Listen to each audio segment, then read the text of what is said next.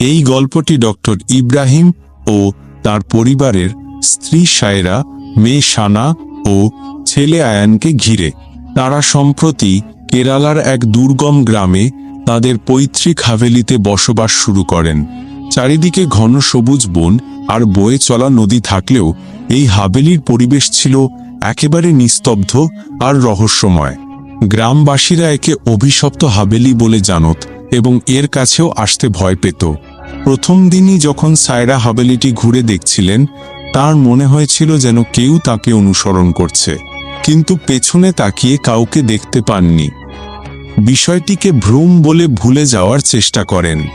রুহান, যিনি ইতিহাসবিদ ও ডক্টর ইব্রাহিমের প্রিয় বন্ধু, তিনি পুরনো নথিতে পড়েছিলেন এই হাভেলিটি 150 বছর আগে এক রাজার মন্ত্রী নাজিম উদ্দিনের ছিল।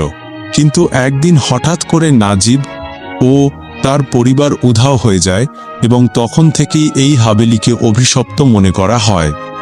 ডক্টর ইব্রাহিম এসব বিশ্বাস করেন না, তবে মেয়ে সানা হাভেলির মধ্যে অদ্ভুত কিছু অনুভব করতে শুরু করে।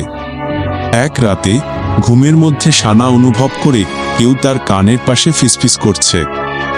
ভয় পেয়ে উঠে সে জানালার দিকে তাকায় এবং দেখতে পায় এক ছায়ামূর্তি। সে তাড়াতাড়ি ভাই আয়ানকে ডাকে, কিন্তু বাইরে গিয়ে কিছু দেখতে পায় না। রুহান তখন হাভেলির পুরনো নথিপত্র ঘেঁটে পায় নিচতলায় একটি গোপন তহখানা রয়েছে, যেটি খুলতে কড়া নিষেধাজ্ঞা দেওয়া হয়েছিল। একদিন সানা ও আয়ান খেলার ছলে সেই তহখানার সামনে পৌঁছে যায়। দরজাটি খানিকটা খোলা ছিল। ভিতরে গিয়ে তারা দেখতে পায় একটি পুরনো আয়না। সেই আয়নায় সানার প্রতিবিম্বের পাশে আরেকটি মেয়ে, দেখতে অবিকল সানার মতো। সে মেয়েটি বলল, ভয় পেও না, আমার কাছে এসো, তুমি খুব ভালো লাগো আমার। কিন্তু সে কোনো সাধারণ মেয়ে ছিল না, সে ছিল এক জিন্নাত। তার নাম ছিল ঝন্নত। সানার সঙ্গে সে এমনভাবে জড়িয়ে পড়ে যে সারাক্ষণ তার আশেপাশে থাকত, অথচ কেউ তাকে দেখতে পেত না। সানা সবসময় অনুভব করত কেউ তাকে লক্ষ্য করছে। এক রাতে সায়রা দেখলেন ঘুমের মধ্যে সানার পাশে কেউ বসে আছে এবং কথা বলছে। তাকিয়ে দেখেন সে আকৃতি হঠাৎ করেই ভয়ানক রূপ নেয় এবং বলে, তোমরা এখানে এসে ভুল করেছ, কেউ এখান থেকে জীবিত ফিরবে না। সানাকে আমার কাছে রেখে দাও, তাহলে বাকিদের ছেড়ে দেব। ভয়ঙ্কর এই স্বপ্ন দেখে সায়রা ঘুম ভেঙে কেঁদে ওঠেন এবং স্বামীকে সব কথা বলেন। পরদিন সকালে সানা হঠাৎ প্রচণ্ড জ্বরে কাতরাতে থাকে। ইব্রাহিম ও সায়রা ভীষণ চিন্তিত হয়ে পড়েন। ইব্রাহিম ও রুহান নথিপত্র ঘেঁটে জানতে পারেন হাভেলিটির আসল মালিক একজন জিন, যার নাম আল শামির। এক গ্রাম্য বয়স্ক ব্যক্তি বলেন, এই হাভেলিতে 100 বছর আগে এক জিন বন্দী করা হয়েছিল।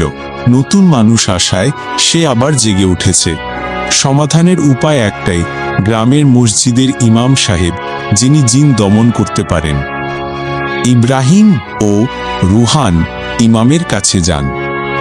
ইমাম সাহেব বলেন তিনি মাগরিবের নামাজের পর হাভেলিতে আসবেন। সন্ধ্যাবেলায় ইমাম সাহেব আসেন ও কোরআনের আয়াত পাঠ করতে থাকেন। হঠাৎ হাভেলির দরজাগুলো নিজে থেকেই বন্ধ খোলা শুরু করে, লাইট জ্বলে নিভে যায়, চারদিক ভয় জমে যায়। তখন এক গম্ভীর কণ্ঠ বলে ওঠে, এটা আমার জায়গা, তোমরা এখানে থাকতে পারো না। তহখানা থেকে কালো ধোঁয়া উঠতে থাকে এবং তার মাঝখানে এক ভয়ঙ্কর অবয়ব গঠিত হয়, ঝন্নত, যার চোখ ছিল আগুনের মতো লাল। ইমাম সাহেব তাকে বোঝাতে চেষ্টা করেন, কিন্তু সে চিৎকার করে বলে, সানাকে আমি ছাড়ব না, সে আমার।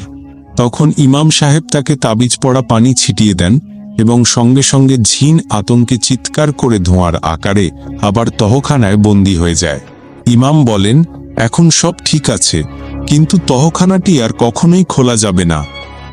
পরদিন সকালে হাভেলিটি শান্ত ছিল, আতঙ্ক কেটে গেছে।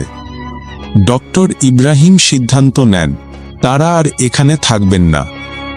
পুরো পরিবার হাভেলিটি ছেড়ে চলে যায়, কিন্তু যাওয়ার সময় একবার পিছনে তাকিয়ে সায়রা যেন একটা জানালায় এক জোড়া চোখ দেখতে পান।